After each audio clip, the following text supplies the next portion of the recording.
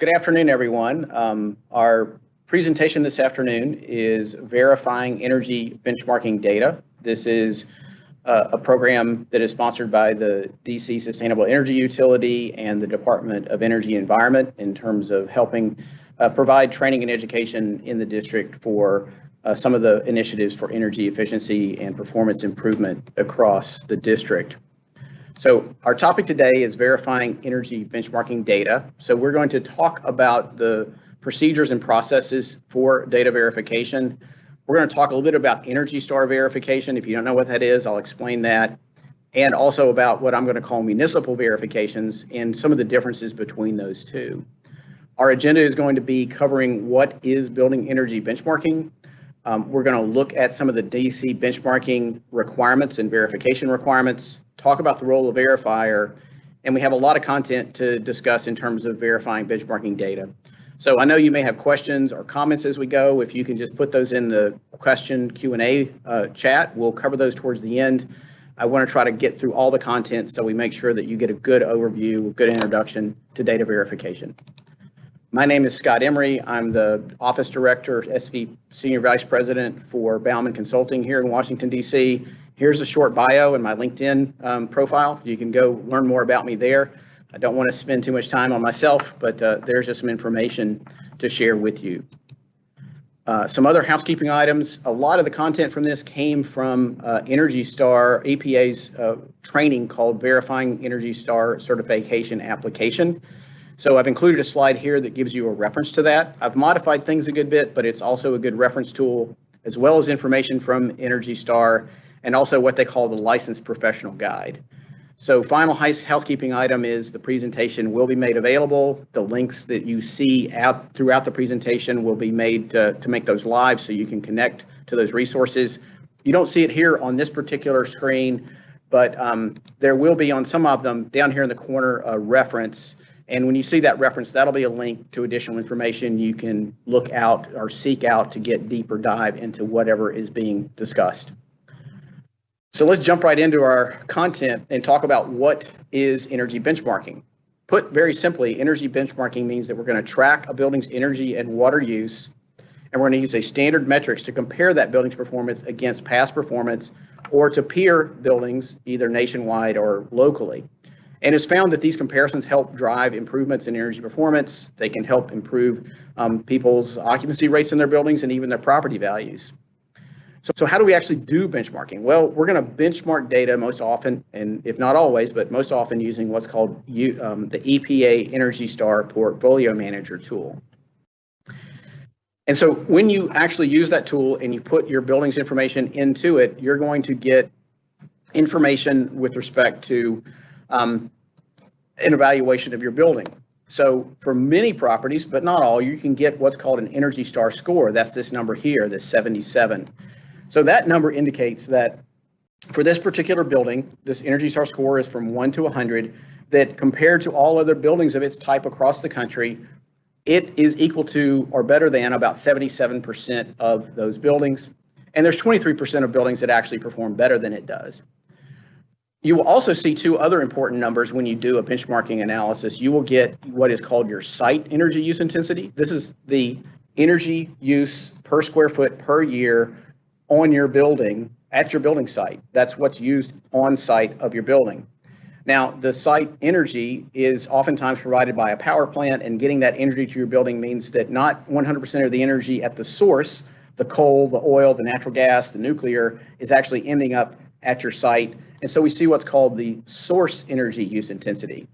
And as we go through here, I'll refer to these a couple more times. They're important metrics to understand in terms of your benchmarking process and how that plays into what we're seeing in the current regulatory climate within the District of Columbia.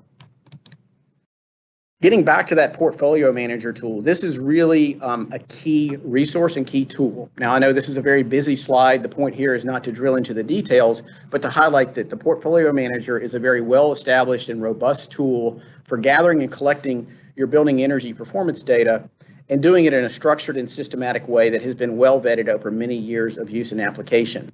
This is a tool that is free to anyone who wants to use it. You do need to create an account. So if you don't already use Portfolio Manager, then you're going to need to go in and do get yourself signed up. And it's important to understand that Portfolio Manager has kind of a social media type tool, kind of like a Facebook or LinkedIn scenario, where you connect with other people within Portfolio Manager. And in order to actually be able to share information, you need to connect with people in Portfolio Manager. So the point here is really just to understand that this is all going to be done in Portfolio Manager, and this is a tool that's free to you to use.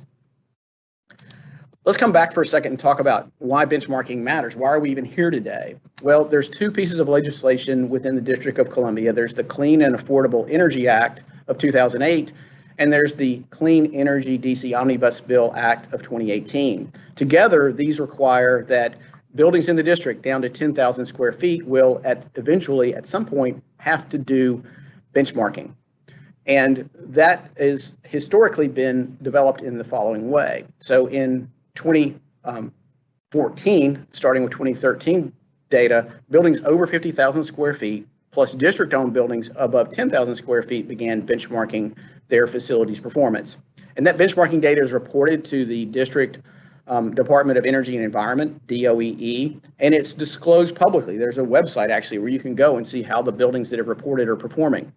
Starting in 2022, based on 2021 performance data, buildings down to 25,000 square feet will be included in that requirement. And then once we get to 2025, based on 2024 data, that will be extended down to buildings of 10,000 square feet and larger. So this benchmarking is something that is a required or mandated thing that has to be done within the District of Columbia. When we talk about that Clean Energy DC Omnibus Amendment Act of 2018, what people may know more about or have heard more about is the part of the bill called the Building Energy Performance Standard. And this is very important in the sense that this now requires that buildings must perform better than a median level of performance for similar buildings within the district. So if you're an office building, your energy performance needs to be at or above the median, or you don't comply with that standard. And if you don't comply with that standard, then you will have to go through some type of compliance. So this presentation isn't about Building Energy Performance Standard, which we call BEPS, but BEPS is very important because the building energy benchmarking data is feeding into that program, and that is a basis for it. The other important point of that legislation is that it required that not only that the energy use be benchmarked, but that also that the building benchmarking data be verified every 3 years. Currently, that verification is being done by DOEE for 2019 data, and it will then in the future be something that's done by third-party verifiers.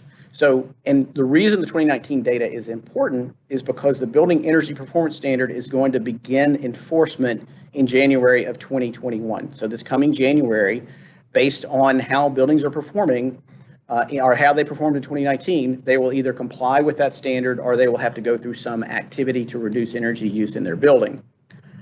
So going back to that idea of a median Energy Star score, and also median source energy use intensity, these are going to be the basis of that evaluation. And so the verification work is feeding into getting those numbers right, either for the individual buildings or across the whole portfolio of buildings within the district. So this chart here is providing you with the 2018 data. We don't have medians yet for 2019. So this is 2018 median Energy Star scores. And if we look down this list, it's not all the buildings list, but it's a number of typical types, hospitals, hotel. It shows what that median Energy Star score was in 2018. So if you have a building that has an Energy Star score that falls below this median, if you're a hospital below 66, or if you're an office below 68, then your building may not comply with the Building Energy Performance Standard when it rolls out next year, or in January, just a few months from now. Now, if your building doesn't qualify for an Energy Star score, so Energy Star doesn't score every type of building. So here we have the example of a college university building. They don't provide an Energy Star score for that type of building. Then we look at what is the source EUI. We talked about that a minute ago. So what the source EUI for your building has to be less than the median for that use type in order to be in compliance with the Building Energy Standard. So the real point I want to make here is that having your data correct and knowing whether you have an Energy Star score or not and seeing how you compare to those medians is important. You need to be above the median score for Energy Star or below the median source AUI if you don't get an Energy Star score for your building type. Again, caution here. These data are 2018 data. We don't have the 2019 medians yet, and that's going to be the basis for BEPS. So this isn't your final say, but just something to keep in mind. So coming back for a moment to that issue of Energy Star certification versus typical municipal benchmarking verification. Some of you are familiar with doing certifications for Energy Star certifications, buildings that want to be able to say, hey, we're really a good performing building and we want to be able to put our name on a list that says we're a high performing building, or that we have an actual, we get to put a plaque on our building that says we're Energy Star certified. That is something that is done through the national program, through EPA's program, and is meant to recognize high performing buildings. When we talk about municipal benchmarking verification, so other places are doing this. Montgomery County requires verification. Other places in the country do benchmarking and require verification. We're not only looking at those really high-performing buildings. We need to look at the whole portfolio of buildings within our the scope of buildings that have to benchmark. So we're looking at a broader set of buildings for verification when we're talking about municipal benchmarking compared to Energy Star certification. Another thing to take note of is Energy Star requires a site visit. They want to make sure that buildings are providing good indoor air quality and comfort. Typically in benchmarking programs within municipal programs or within different jurisdictional type setups, we don't see site visits required. They could be required, but not always required. So that can be a difference. Another thing is Energy Star wants you to verify everything in their verification checklist, or everything that's been entered into Energy Star as part of that data set. They want all of that verified. If we're verifying for a benchmarking program at a municipality level, we need to verify the information that affects the Energy Star score or that affects the energy use intensity. And that's not necessarily all the data in there. And I'll explain a little bit of that more as we go. But just to see, it's not always the same set of data, and you can focus a little more on that municipal side than you might on verifying for Energy Star certifications. Energy Star is wanting to compare buildings at a national level. Local benchmarking programs are looking at comparing buildings of the same type. In our case, I said here DC, but just generically, it would be within whatever that collection of buildings that is benchmarking. So you want to get data that then you can sort of look at that subset and see how those buildings compare to each other. Energy Star is about recognition of high performance. Municipal benchmarking is about public disclosure and making sure that people are aware of where the buildings that are doing well and where are the buildings that are not doing well.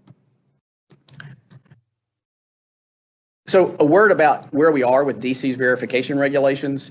As of just last week, I was in a webinar, and it was stated as of September 24th that they're close to publishing the rules and regulations that are going to govern how we do final benchmarking and benchmarking verification. These rules are expected to be available in October and out for public review.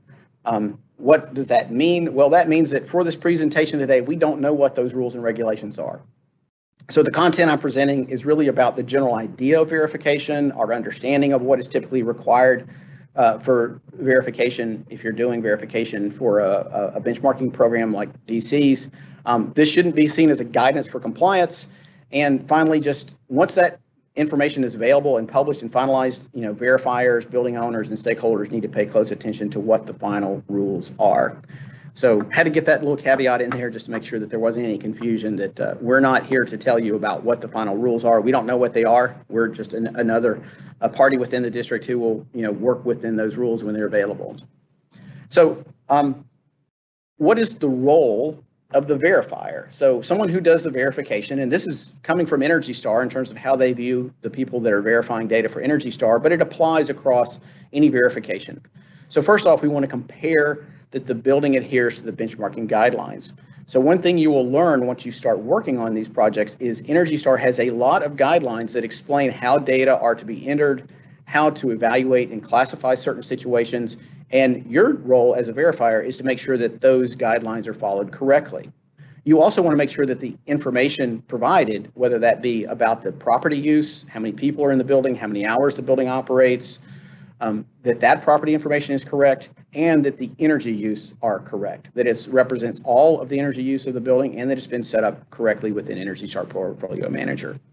On the big picture, EPA looks at the verification community as their resource to ensure the integrity of that benchmarking data. So in order to make sure that that program is stand up and is something that people can rely upon, it's something that they're looking at verifiers to make sure that that data is of good quality and can be depended upon. In the big picture for the district, it's looking to make sure that those Energy Star scores where they apply and those energy use intensity calculations are as accurate as possible, because they're going to be depending on those to build their regulatory application of the BEPS program. When you start the verification process, let's look at a couple of things. So on the left here, I have just a quick overview, and on the right, we'll get into sort of the very beginning steps of getting into doing verification work. So verification steps are, you're going to review whole property data details. Is it the right building? Is it the right location? You're going to look at property use details. Do they describe correctly how the building is operated? And you're going to look at the energy consumption data. So these are really your three main areas that you're going to focus on, and they're all very well laid out within the Energy Star program and the Portfolio Manager system. Once you've gone through that, if you've identified any errors, any omissions, or maybe there's some things that could be refined to improve the recording of information for that building, then you're going to ask for those items to be corrected or help the person who has set up the building correct them. Once you've got those corrections done, you want to back check, make sure everything's right. And then once you feel like it's verified and everything is correct, you want to document that verification. So that's pretty simply the outline of going through a verification process. To get started, let's go ahead and start, roll up our sleeves a bit and look at how we get started with doing an actual verification. So number one, going back to that Portfolio Manager, remember I talked about how it has kind of a social media element of you connect with people and users. The first thing you need to do is connect with the property data administrator. That's the person who is set up and is responsible for the particular property that you're working on doing verification for. Once you've connected with that property data administrator, they then need to share the property with you. And they typically are going to do this as read-only, because if you're a verifier, you're not there to change or update or correct things. You're there to check and verify and then work back with whomever that property data administrator is to fix it. Once that property is shared with you, you're going to generate the data verification checklist. So this slide shows us what our login screen looks like for Portfolio Manager. So if you're logged into Portfolio, this is going to be kind of your main window of what you see. And about a quarter of the way down, you're going to see three different tabs. You're going to see My Portfolio, that lists your buildings. Sharing, that's who you're connected with. Recognition is how your properties have been evaluated and scored, and then Reporting. So when you click on this Reporting tab at this level, it pops up this handy submenu, and in this submenu, it has a number of quick reports you can generate, and the third one down is called the Data Verification Checklist. And so I have a little screenshot here of that, and we'll see a little bit closer up of it in a minute, but that Data Verification Checklist forms the basis and foundation of how you're going to follow through doing data verification. If you're verifying for Energy Star certification, you will go through that checklist in detail and check everything in that checklist. If you're doing it for benchmarking verification, some of the elements in that checklist you may be able to skip. For example, there's content in here that relates to doing a site visit and taking measurements for indoor air quality and thermal comfort. Most benchmarking programs don't require you to do that, so that part of the form may not be relevant. Also keep in mind, there are pieces of data that don't affect your Energy Star score or your energy use intensity, and those things may also be skipped. And that's some detail that we can't necessarily get into today, but just something to be aware of as you're going through and looking at this. Regardless, that Portfolio Manager data verification checklist really is the heart of what you want to follow as you go through the process. Now that I've got a building that I'm going to verify, I've got my data verification checklist printed out. How am I going to actually verify that? Well, there's a number of things, a number of tools in your toolbox, or a number of tools that you want to go acquire for this particular property to help you do that. You're going to look at property records such as design documents. Many of the building facility people will have drawings, so you can take a look at those and confirm certain information. You want to look at backup documents from that property administrator. Perhaps that property administrator did some calculations to determine occupancy or square footages or some other things. So you want to see how they came up with those numbers and what their calculation data were. You want to talk to the people, the property administrator, facility engineer, property manager, owner, just to get an idea to make sure you understand how that building is actually set up and operated. Utility bills are a key tool. Google Maps, Google Earth, other online mapping tools are really actually great tools for us now, especially in time of COVID where we may not be able to go out and check something. We can learn a lot from those online tools, as well as online tools such as real estate listings, property websites.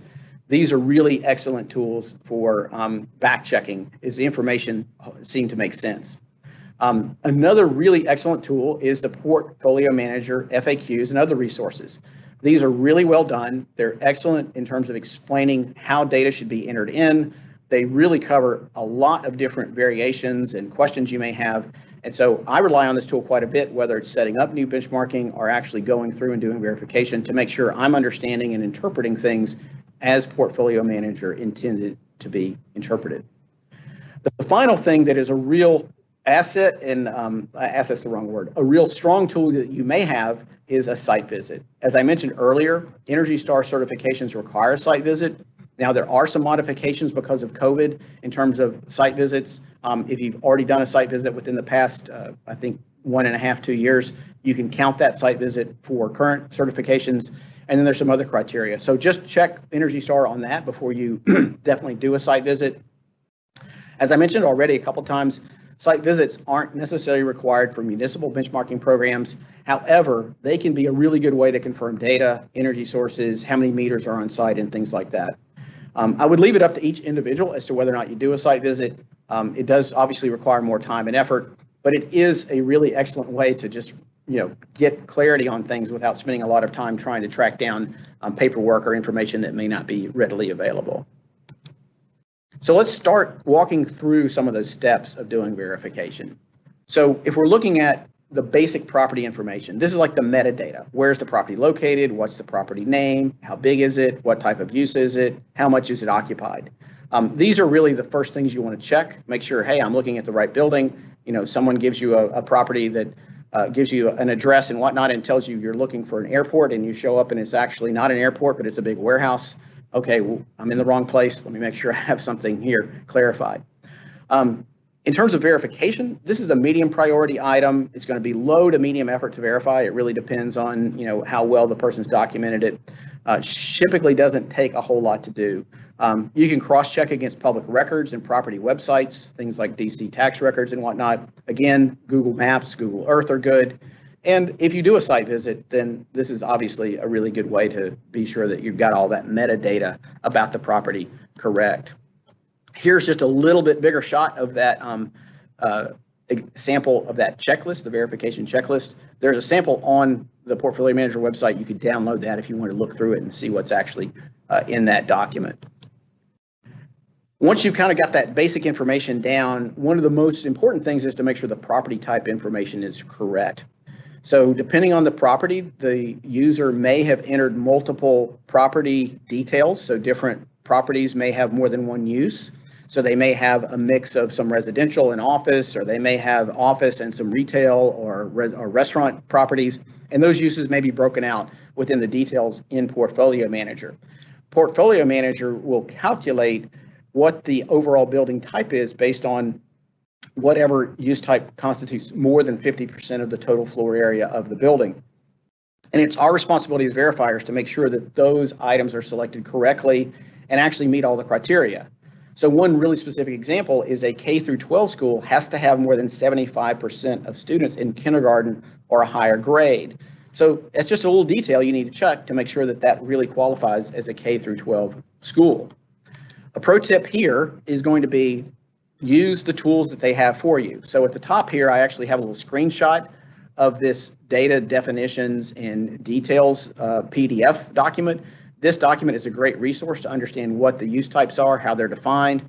And then there's also an interactive tool called the data collection worksheet. That tool will not only help you understand what building types apply, but what data you need for each building type. And so these, when you get the slides after the show, after the presentation, you will be able to, these are links that you should be able to go and get to that information. So those are really valuable tools. Rely on those. Don't rely on what you think or what you believe to be the case. They really lay it out clearly and use their definitions so you make sure you have everything correctly understood. The next item, and one of the biggest items in terms of getting it right, is the gross floor area. So one thing to understand when we're talking about the area is that the gross floor area is the size of the building as measured from the principal exterior walls. It includes your mechanical space, storage rooms, lobbies. It does not include space between floors, balconies, and exterior loading docks. This is a really important high priority item, and it will take medium to high effort to verify depending on what information is available from the person who did the original setup of the property. You want to cross-check this against drawings and floor plans to make sure those area calculations are correct, or also any kind of markups or drawings that the person who set the building up may have to offer you. Google Earth and Google Maps are surprisingly useful in this. You can do measurements in those tools and actually get a pretty good idea, at least to verify if the reported gross floor area matches a reasonable, kind of passes a reasonableness test. So a couple of pro tips on this point. One is gross floor area is not rentable or leasable floor area. This is really important. That's like an easy number a lot of times for people to grab, but this actually underreports your gross floor area. And underreporting your gross floor area means your Energy Star score will be lower than it should be, or that your energy use intensity will be higher than it should be. So that's just right there a check. If someone tells you they use rentable or leasable area, you know that that area is not correct. Now you may say, well, I'm going to go check the tax records and I'm going to use what's in the DC tax record. Unfortunately, while many of those records are correct, some of them can be off by as much as 30% relative to the actual building area. And so you want to make sure that you cross-check that.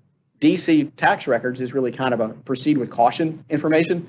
It could be correct, but is not always correct. So those are things when you're doing verification, you want to check for those two things as you go through that process.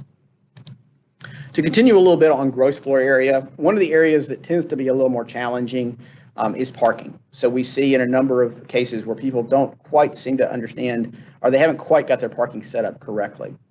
So the property gross floor area covers your entire property. Now, technically within Portfolio Manager, if your parking area is separately metered, you can exclude it from that area. However, if it is not submetered, you need to make sure that you include your parking in your verification. However, and this is where I think some people get a little bit confused, is there's a total gross floor area number that you put in, you manually enter in, and here this shows this is 130,000 square feet. This number does not include your parking. You add your parking in as a separate use detail. And you can see here that this building has 3 uses. It has office, parking, data center. So the office and data center add up to the 130,000, and the parking is a separate 50,000. So you just want to make sure that you get that right, and then Portfolio Manager will make a calculation, particularly when you don't have that parking submetered, to make an adjustment for that parking. And so getting that right is important. This is medium priority. Maybe you could argue it's a higher priority. It's going to be low to medium effort, depending on how much information is available. Again, you're going to look at drawings. You're going to review this with the owner representative, property administrator. You're going to look at what meters are available for the property to see if the parking can be separated out. And again, you want to really verify this number. This 130,000 square feet is not including parking, as we see in this example. Let's talk about average occupancy. So average occupancy is based on how much your building is being filled over the course of a 12-month period. So if you have a building that, say, half the building was 100% occupied for the whole year and half the building was 50% occupied for the whole year, then you would have something like a 75% occupancy for that building. It's not 100% occupied because half the year it was half empty and it was only full for the whole year. My math may not be completely right on that, but hopefully you get the idea. It's a weighted average and it should be calculated out, and you want to make sure this is accurate. This is a medium to low priority. You can talk about what the statements are from the administrator, and you could also, if you do a site visit, you might get an idea from the site visit. Now, a pro tip here is that occupancy does not actually affect your score or any of your metrics, but it does determine whether or not your property would be eligible to be Energy Star certified. So if you're doing Energy Star certification, it's really critical to get that right to make sure that you can actually certify to Energy Star's required criteria. And in terms of within a program, a municipal program, depending on how that municipal program works out, if your property has conditions which wouldn't certify Energy Star, then there may be some exceptions taken. So you want to make sure this is right so that when you're discussing this with any kind of regulatory requirements, that information is proper and correct within the setup, and you can have that covered within the portfolio manager setup for the property. Property configuration. So this is really about, is it a single structure or a campus? And the important thing to understand here is most of what we're going to be looking at are single structures. If something is classified as a single structure, it needs to have functional space that is shared. So for example, if we have two buildings that have a below ground shopping mall, and that below ground shopping mall, that's a functional space. If those buildings in that shopping mall all share energy meter, the same energy meter, you can treat those two buildings in shopping mall as one building. Now, if all three of those are sub-metered and they have very different functions, you would treat those as single buildings. With respect to campuses, there are really in Portfolio Manager only certain cases where we would have a campus. We have hospitals, we have hotels, we have K through 12 schools, multifamily housing, and senior care community. And we do have some of these cases within the district. Hospitals where you have different buildings that are share the function, they can be set up as campuses. Multifamily housing as an example, where we see properties that are actually mid-rise or high-rise, plus maybe some garden style or row home type properties, that would all be treated as a campus and should be treated that way within Energy Star Portfolio Manager. This is a medium to high priority. You want to cross-check against floor plans. You want to look at website, Google Map, Google Earth. And again, when you go on your site visit, you can actually lay eyes on that if you do a site visit. Now, a pro tip here is that something that's going to be unique to DC and BEPS is DOEE and the BEPS Task Force are working on developing specific approaches to how to handle DC's college campuses. So you see college campuses aren't specifically listed here, but there are going to be specific ways that these are handled in DC. So the pro tip here is if you're dealing with a campus within the district, make sure you contact the DOE benchmarking team for more information, or you follow those BEPS rules so you understand really how campuses will be ultimately treated within that program. Property use details. These are really also very high priority important items. So you want to verify these. These are really critical if you have a property that can get one of those 1 to 100 scores. So if you have an office or multifamily building, these can get an Energy Star 1 to 100 score. And what those property use details do is they allow Energy Star to calibrate your building's operation based on how it actually goes. So weekly operating hours, how many hours are people in the building? How much vacant space do you have? Is there a data center in your building? Do you have some retail? What's your parking situation? How many people work in the building? How many computers are in the building? These are all important details that you will need to go through and check. So you're going to be looking at statements and explanations, then supporting documents. So they may have done surveys of tenants to get information, and you'll want to say, okay, let me verify that the information you provided is correct. One thing you want to be very careful about, there's default values for many of these, and you want to make sure those default values aren't used. The truth of the matter is default values are based on databases that are now getting close to 10 years old, and so those default values are likely incorrect, and sometimes will underreport. They may not say that, show fewer computers than you actually have in the building, and that actually works in the negative in terms of how good the Energy Star score ends up.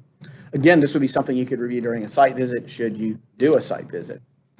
Pro tip here is when you're doing verification, not necessarily for Energy Star, but for a benchmarking data verification process like we're talking about in the district, you want to use the data collection worksheet to identify the values that affect the 1 to 100 score. When you go to that tool, it will show you the data that is entered that will actually have an impact on the score, and the data that is really just being entered for information purposes.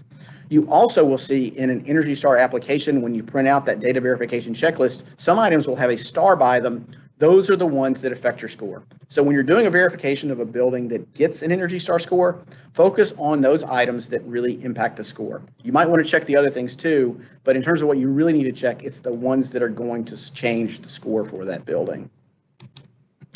Let's talk for a minute about weekly operating hours. This is an area that I think offers a lot of confusion for folks. Energy Star EPA, I think, is fairly clear on what that is. It's the number of hours when the majority of building occupants are in a building. If you have a store like a Starbucks or a bank branch, the operating hours are the actual open hours for that facility, not when you have people just in the building, but when you're actually open for business. So For offices, most of the times we would expect to see those operating hours in that 40 to 60 hour range. These operating hours don't include just, when you turn on the AC or when you're having shutdown at the end of the day, or when you only have maintenance and security on site. You might be able to use the hours shown in a tenant lease, but it does EPA expect that to align with when you actually have, again, that keyword, the majority of workers on site. So a pro tip here is, and we see this in DC, is if you have a portion of your building where the weekly operating hours are significantly different for that use versus the rest of the property, then you want to create a separate property use. So a simple example, if you have an office tenant, like say a law firm, that runs really long operating hours, and they really do have those lawyers in there working 18 hours a day, then you can set up that part of the building as a separate use type, and that will account for that situation within your portfolio manager verification. So when you verify, you want to look at that, and that may be a question. Okay, you've got really long operating hours. Is this building entirely set up with those operating hours, or is that a portion of the building? And let's make sure we get that part set up correctly.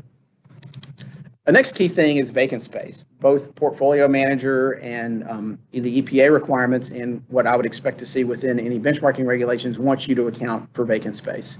And what's important is if you have, say, half a floor that's vacant, you're going to take that floor area, you're going to set up a use type for that floor area, and you're going to reduce the remaining floor area down to what's left is being occupied.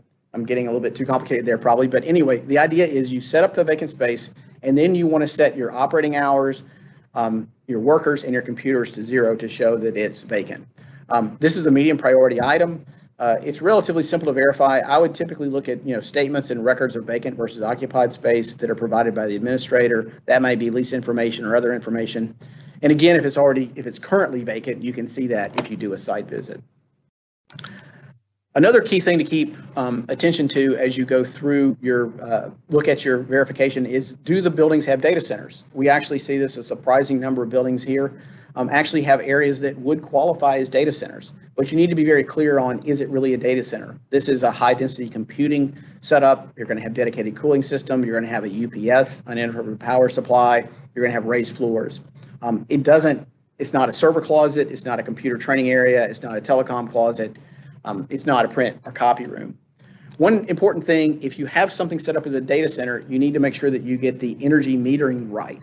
So what is the preferred approach is that there is a energy output from a UPS that can be stated and provided for the data center energy use. Exceptions to that are if you don't have a UPS, or if that UPS also supplies other equipment, like maybe there's air conditioning equipment, which will be more than 10% of that load, then you're able to actually look at the data use based on the power distribution into that facility. If you don't have any of those options, then starting back in 2018, Energy Star offered data center energy estimates. So you can do like a virtual estimated meter option for that. Either way, when you're doing verification, you need to check, do we really have actual real data centers? Are the energy meter data and information set up correct? And again, this is something that if you actually do a site visit, you can do a site visit. And being Captain Obvious here with this pro tip, but if your building has an actual true data center, then you want to include it in your reporting because it will have an impact on your Energy Star score because they are such high energy use spaces. Retail. Retail is another thing that we're going to see in the district. We're going to see retail in both standalone retail as well as retail integrated into other buildings. One thing to keep in mind is that retail only applies to buildings, retail stores that are at least 5,000 square feet. These are facilities that don't sell, they sell non-food consumer goods. And so these are areas where I would say you need to pay attention to and whether or not it's something that is part of a building because retail would have very different energy use patterns as well. A couple of errors that happen here is things like a Starbucks, a standalone coffee shop, dry cleaner. These are not retail. These would be classified as services as service buildings. A pro tip on this point is that if you use, if retail use is a part of a larger property and it comes in under that 5,000 square foot requirement, then breaking it out as a separate property use is not going to affect your metrics. That is because portfolio manager, if it doesn't meet that 5,000 square foot threshold, they're going to fold it into the overall building. the primary use in terms of the details and specifics for that space. So keep that in mind. If you want to break it out because it helps you track the details, that's great. But just know that it's not necessarily going to help you in terms of that score. Some things to highlight here in terms of verification. We talked about this is a medium priority item. The building floor plans are a good way to look at it. Google Maps and actually Street View is another way that I will look to say, okay, what stores here? Is this confirmed or not? And as always, a site visit can help. That moves us now to the energy consumption data. And confirming the energy use is equal to importance as the gross floor area in terms of probably near the top of the list of high priority things that you need to make sure are correct. And there's really two main things that you're looking for here in the big picture. One is all of the energy accounted for? Are all of the energy sources that are supplying that building benchmarked? And for the data that are entered into Energy Star, is everything correct? Are all the data that you have put in set up properly and correctly? So you're going to want to see what are the associated meters. Are there any meters that aren't associated? I'll explain that in just a second. You're going to look at total energy use. You're going to look, are there additional fuels? You're going to look if there's any on-site renewables. Again, this is a high priority. You're going to look at statements about energy from the property administrator. You're going to review utility bills. You're going to want to look at that energy and say, is it extremely low or extremely high? And again, if you can get on site, this is a great opportunity to review on site. I would highlight here, like here's a picture from Google Earth where this building has solar on site. They didn't have solar in their property, so we went through the verification process and we turned out that that's actually a community solar.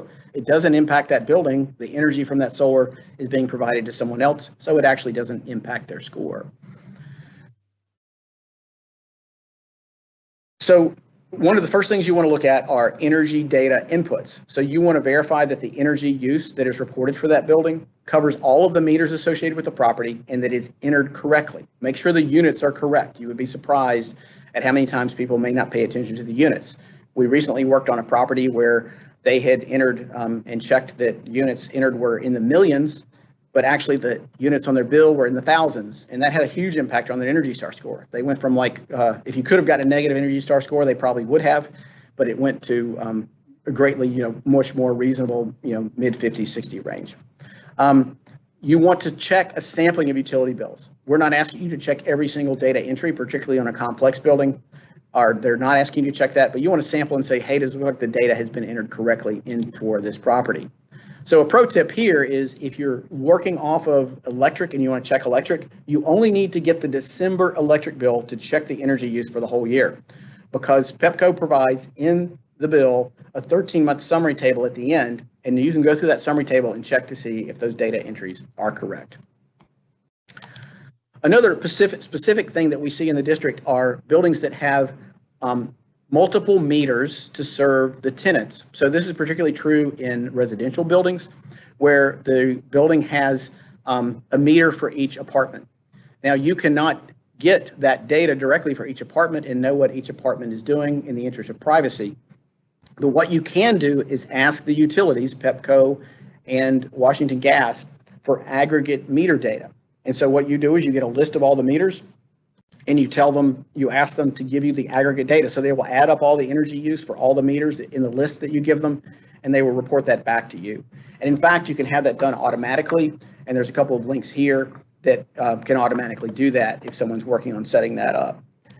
So a pro tip here is when you're doing verification is, how do I know that that aggregate meter data is correct? Well, we have to do a little bit trust the utility for getting their numbers right. Maybe they don't always, but we will have to sort of go along those lines. But the first thing that you can check is you will see how many meters are listed for a given property for the aggregate reporting. And you can cross-check that with, does that match the number of units in that building? So if you have an apartment building with 100 apartments, and that list of aggregate meter data only has 80 meters, there's 20 apartments that aren't accounted for. So you need to ask questions of, is something missing, or do I need to do something different here? Just to keep moving along quickly, you will also in that checklist sometimes see additional meters. These are meters that aren't used in the score. When you see that, I would just mainly say check to see if the if those meters are set up correctly. Sometimes somebody might forget to say they need to add it in and have it marked as being used in their score. And so when you see that, that's just another thing that you need to check. So total energy use is a high priority item in terms of making sure that everything is covered. One of your really most important tasks is to make sure that all of the energy that's coming in that building, that all those meters are listed, all the energy types are listed. An example too would be you want to look at, say, if they have retail or restaurant, and they may have separate meters. Are those meters on are included in the benchmarking data? Unless these spaces are excluded, there are scenarios where you could exclude a restaurant, maybe exclude a retail, in terms of how you set that up. If that's excluded, then you don't want to see that meter in there. And I can clarify that later if there's questions about that. A couple of pro tips here. You want to look to see, does the building have a backup generator, and check that generator fuel is accounted for. It's usually pretty minor, but technically speaking, that fuel should be accounted for. You want to check to see if a building is providing hot water, steam, or chilled water to another building. It doesn't happen often, but it does, and that means they're exporting energy from their building. And if that exported energy is not properly accounted for, their energy use could look really high compared to what it should be. Or the other way around, if they're receiving steam, hot water, or chilled water from another building, they could have energy use that looks really low. And then you also want to check, and I already showed that example, is there any on-site renewables? And if they are they accounted for, and how? So at this point, you've gone through the data and you've done some checks, and I would just give you a couple of sort of final things to check for. You want to go back and just back check a little bit in terms of your own mind before you finalize your review. Are default values used? Have the number of workers on main shift or computers been updated recently? Are the use types correct? Do we have the bedrooms counted correctly in a multifamily? Has the owner run the data quality checker? Here is the data quality checker. This is a tool within Portfolio Manager. They should run that once a year, and if they run it, it'll highlight things that raise questions. Are there any errors or alerts shown in Portfolio Manager? Sometimes it'll pop up a little red exclamation mark which says, hey, you need to check something here. We think there might be a problem. I talked about excluded properties very briefly. You need to make sure if they exclude properties, they meet all the exclusion criteria. One of which is you can't exclude more than 10% of the total gross floor area of the building. Again, are all energy sources accounted for, and are energy data units properly selected? So once you've done all that, you're pretty much ready now to circle back. So you found errors and issues maybe, or maybe not. If you have found errors, you're going to go to the owner, the property administrator, and you're going to ask them to fix those errors. Once they fix them, you're going to back check, you're going to regenerate your data verification checklist. You're going to mark the portions of that checklist that you verified. I also marked the areas that I didn't verify, so it's clear what I'm signing off on. And then you sign that checklist and you provide it to the property owner. Property owner should keep that for 3 years, because that's how often we're doing benchmarking verification requirements.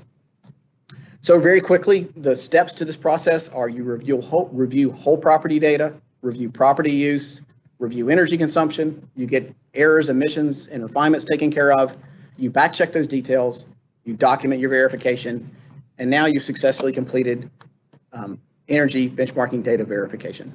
With that, I'll turn it over for questions and say thank you to everybody for attending today.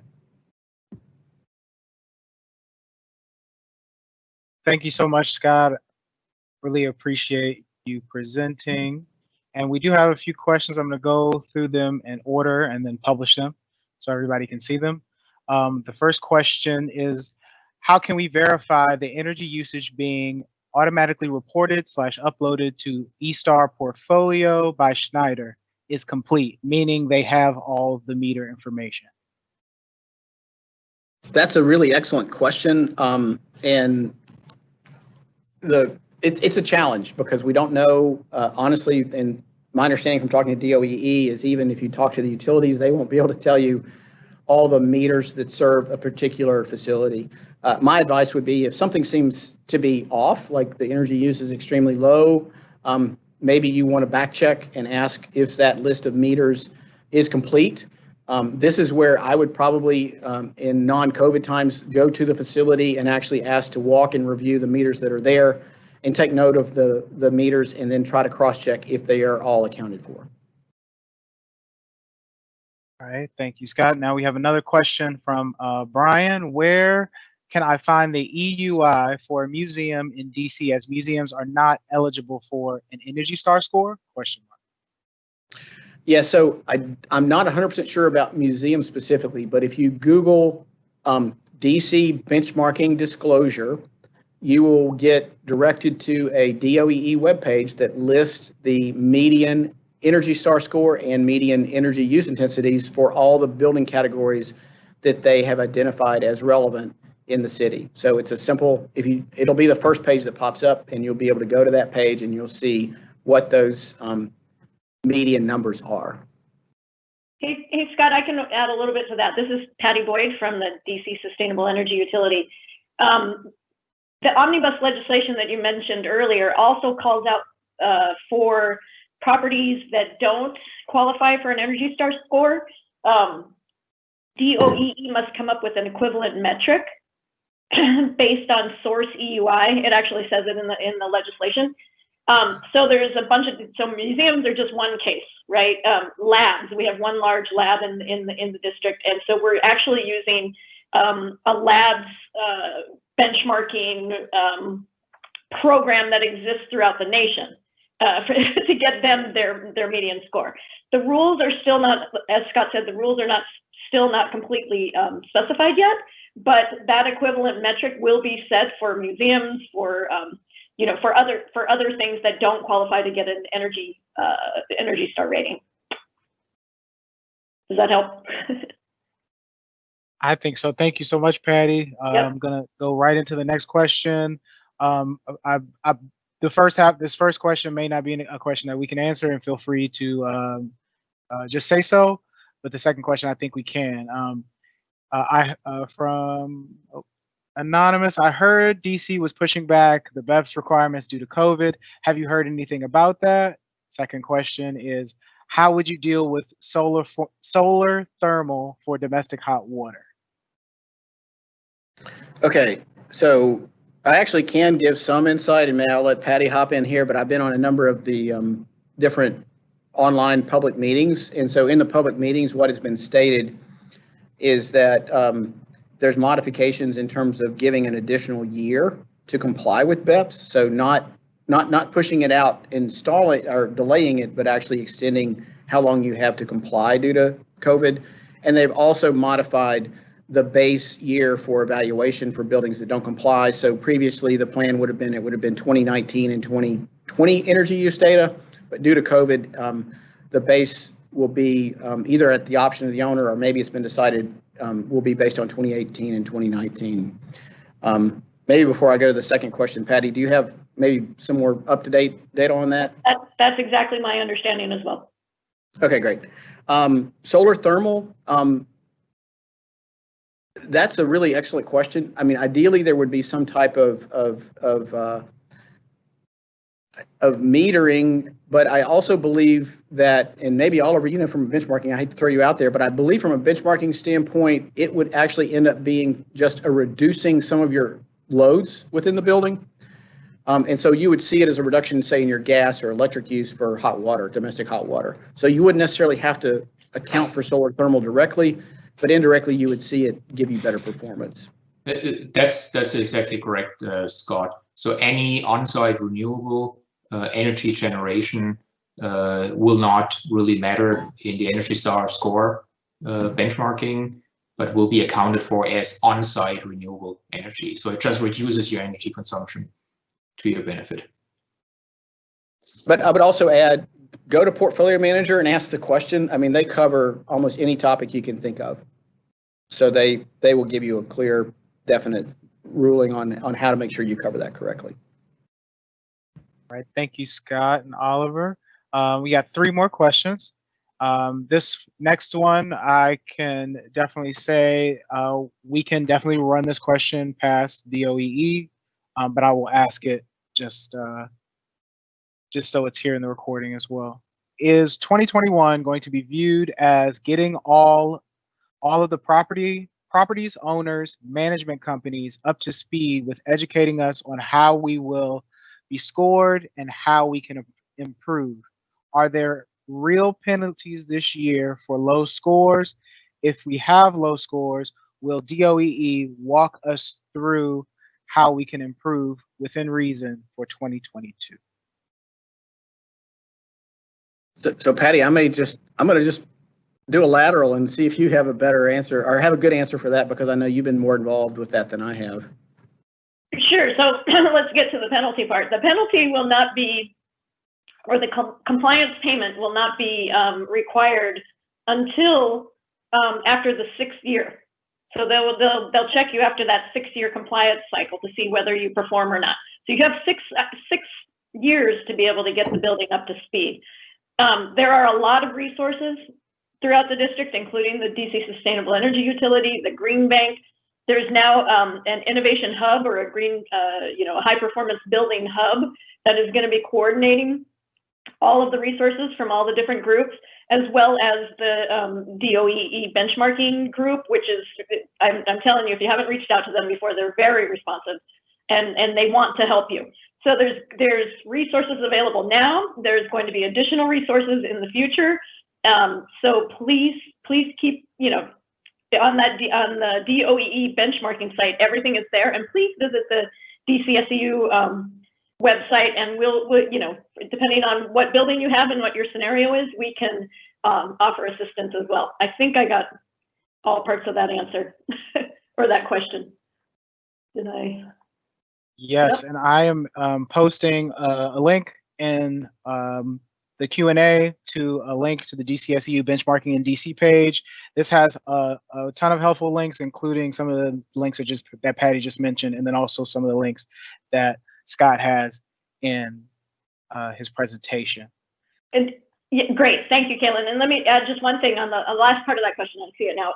If we have low scores, will DOE walk us through how we can improve?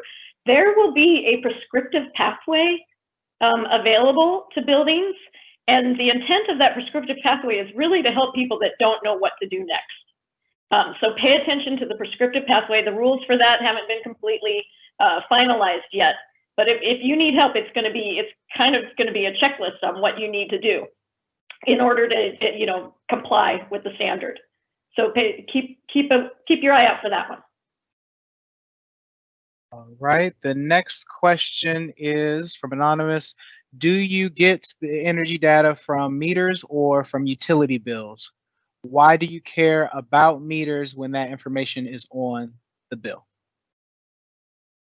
All right, so we get the data from the utility bills. We care about the meters because we want to make sure that every meter is accounted for.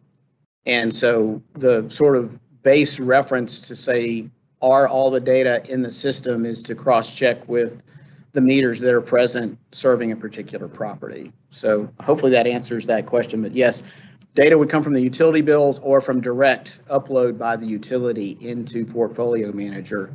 And then we would be looking off the utility bills. Yeah, we don't pretend to be meter readers and try to track that data. That's a good question. All right, this is the last question from Joe Z. And if anybody has any other questions, feel free to shoot them in the Q&A. Wouldn't that kind of information be collected by an energy manager rather than an outsider who is not familiar with the intricacies of the facility being reported?